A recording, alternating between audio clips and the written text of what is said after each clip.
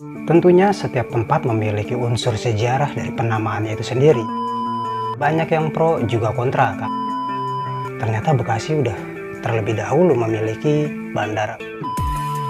Meneriakan kata bulak kapal, bulak kapal. Hai, saya Prasanggi. Terima kasih sudah klik video ini.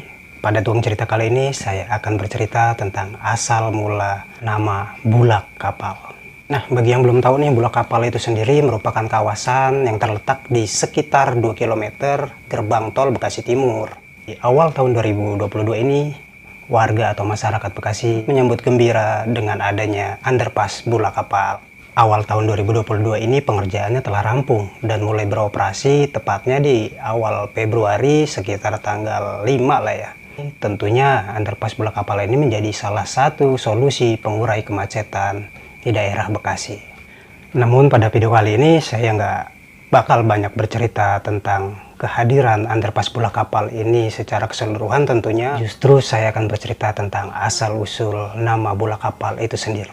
Tentunya setiap tempat memiliki unsur sejarah dari penamaannya itu sendiri, terutama bulak kapal ini.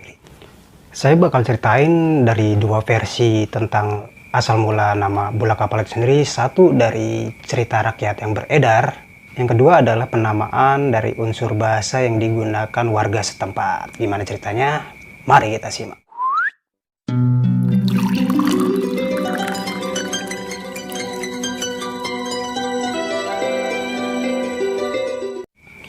Namanya juga cerita rakyat ya kan? Jadi cerita rakyat atau cerita-cerita semacam ini biasanya tersebar secara turun-temurun, terpelihara hingga detik ini. Banyak yang pro juga kontra karena mungkin unsur cerita-cerita seperti ini di luar nalar, kurang logis atau bahkan tidak logis. Namun tentunya cerita-cerita seperti ini adalah bagian dari budaya sastra Indonesia itu sendiri. Ceritanya bermula dahulu kala di medio 1920-an ke atas mencapai 1930-an lah ya. Daerah Bekasi dibangunlah bandara atau bandar udara oleh kolonial Belanda. Jauh sebelum Bandara Kemayoran berdiri atau tepatnya diresmikan di tahun 1934, apalagi Soekarno-Hatta yang baru di medio 1985. Ternyata Bekasi udah terlebih dahulu memiliki bandara. Buktinya nih ya, kita bisa lihat dari koleksi perpustakaan Universitas Leiden di Belanda dengan nama arsip 05270002. Pada peta topografi wilayah Bekasi yang dibuat ulang oleh topografis Dens Batavia tahun 1924 ini, Bekasi dijadikan sebagai bandara pembantu, baik untuk sipil maupun militer. Setelah bandar udara diresmikan pada tahun 1934, status bulak kapal tetap sebagai bandara pembantu lah ya. Hal ini terkait dengan minimnya fasilitas lah yang waktu itu dianggap mungkin berbahaya pada saat tertentu, terutama saat musim hujan. Dan sebenarnya fungsi bandar udara yang didirikan di Bekasi ini adalah sebagai transit penumpang, dan yang kedua adalah sebagai markas persenjataan Belanda. Cuman sayangnya bandara ini didirikan Belanda tanpa seizin warga setempat.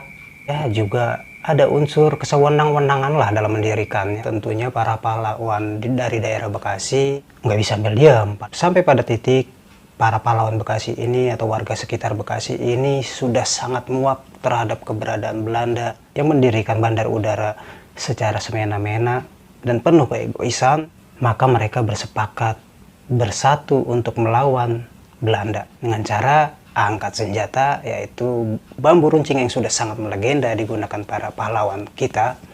Para pejuang kita di daerah Bekasi sudah mengepung bandara tersebut untuk melakukan penyergapan mendadak secara besar-besaran. Walaupun hanya bermodalkan senjata tradisional waktu itu yang sudah sangat melegenda, yaitu bambu runcing, pejuang bangsa kita berhasil melumpuhkan para tentara Belanda. Dan gak hanya itu, mereka berhasil melucuti senjata para tentara tersebut. Singkat cerita, pesawat Belanda hendak mendarat di bandara tersebut.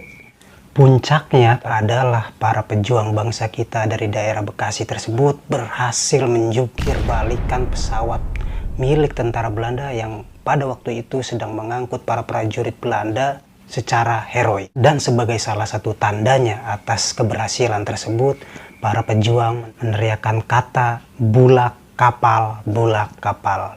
Dari situlah penamaan daerah bulak kapal tercipta. Dengan demikian, makna atau arti bulak dari bulak kapal tersebut, bulak adalah menterbalikkan. Dari versi cerita rakyat ini, bulak itu secara harfiah adalah menerbalikan pesawat. Nah, yang kedua, versi yang berasal dari bahasa warga setempat, yaitu bulak yang berarti lapangan dan kapal itu adalah pesawat.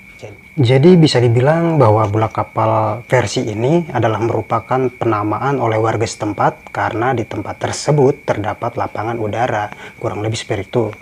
Kalau pada peta memang ada di sebelah lapangan udara tertulis Landing Sterin Bekasi. Nah, kurang lebih dari dua versi itu asal mula penamaan bulak kapal yang bisa saya ceritakan. Kurang lebihnya mohon maaf apabila kurang dalam penyampaian. Dan mungkin ada versi yang kalian ketahui, boleh tulis di kolom komentar. Terima kasih sudah menonton video ini sampai habis. Kita akan berjumpa lagi di cerita-cerita selanjutnya dalam program Tuang Cerita.